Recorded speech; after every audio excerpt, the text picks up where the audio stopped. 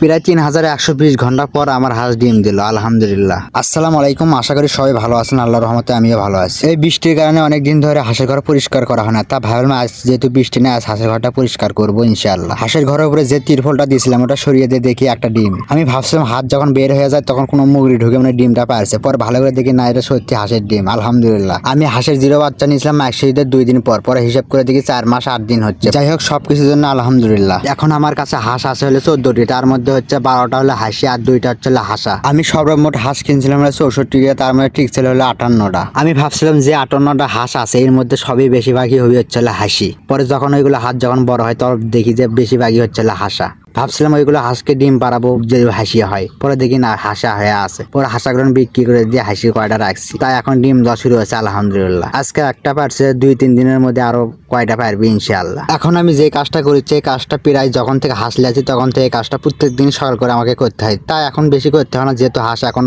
অল্প আছে আর হাঁস এখন বড় হয়ে গেছে, আছে 14টা। যখন প্রায় 60টা হাঁস ছিল তখন প্রত্যেক দিন সকাল করেই তিরফলটা হাঁসের ঘরের মধ্যে বাইক করে নিয়ে আসে, আবার ধুয়ে আবার লাইরে দিয়ে, আবার সন্ধ্যে যখন হাঁস আসবে বাড়িতে তখন আবার তিরফলটা আর পেরে দিচ্ছে, আবার সকালে এইভাবে প্রত্যেক দিনে আর করতে হয়েছে।